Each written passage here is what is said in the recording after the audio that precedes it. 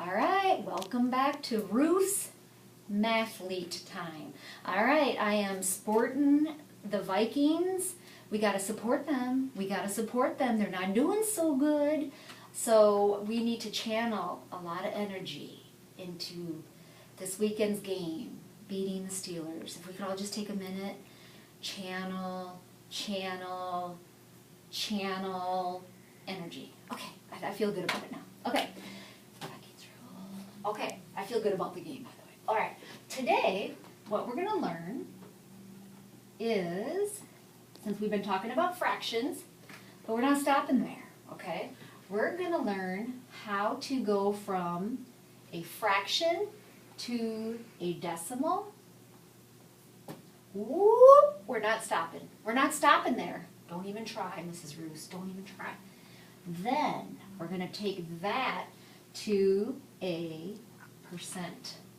Okay? All right. So, let's just start with, let's say during the game this weekend, Ponder, can't believe they lost in the last minute. Let's say Ponder, who did a nice job running it in twice. I kind of thought he was running like an old man, but he made it. He got in there for 2 touchdowns. But let's say Ponder throws, oh wow, let's say he throws 32 passes in a game. And let's say he's on a roll. He's beaten the Steelers. He's pumped up.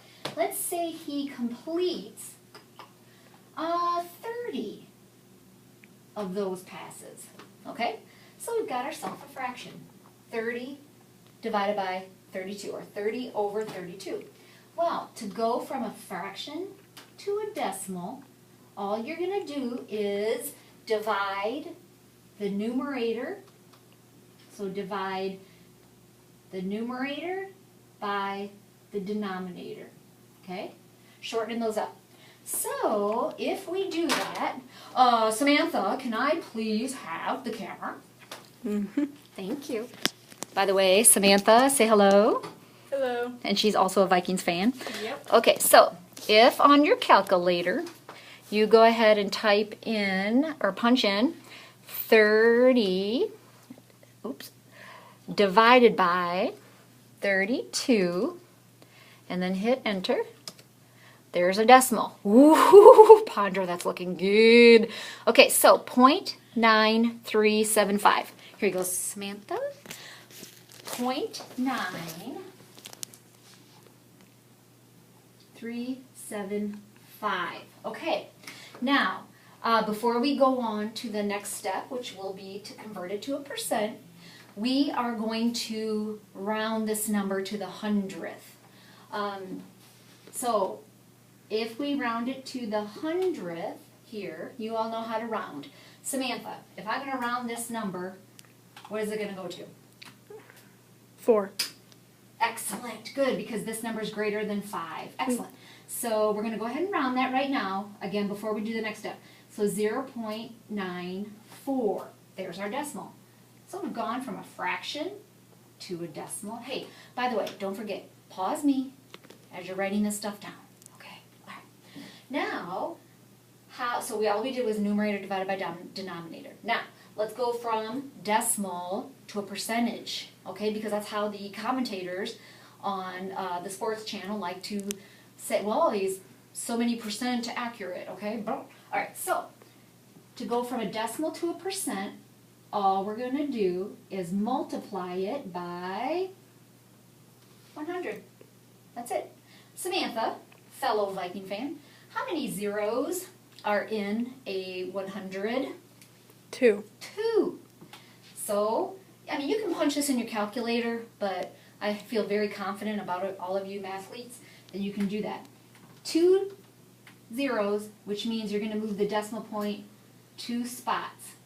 So, the percentage would be 94, and we could put the decimal there, but it doesn't matter, it's arbitrary, percent. So, Ponder is projected to throw at an accuracy of 94% Saturday, okay? Or Sunday. I think it's Sunday's game. All right. Okay, I'm going to show you one more visual, and then I promise I'm done talking. It's a handy, perfectly drawn triangle, okay? And we can put an F up at the top for fraction, and then we've got a D for decimal, and then, yeah, you called it percent down here, okay? So, to get from the fraction to the decimal, I'm going to just write that out so we're not confused. To a decimal, what did we do? That's correct. Good job. We divided the numerator divided by the denominator. So far, so good. Now, so that gets us a number here. Well, we're not stopping there. We're going to go now from the decimal. Hey, by the way, if I didn't say this, you should be writing this down on your Cornell note template in that left-hand corner so you can always go back to it quickly. Okay, I'm talking too much. Don't turn me off yet, okay? All right, to go from the decimal to the percent, again, all we did was multiply by 100, and it gave us a percent. Okay. Oh, I'm going to make a little detour. Don't try to stop me. After we did the numerator divided by the denominator, Samantha, what did we do up here? You helped me. You rounded. We rounded.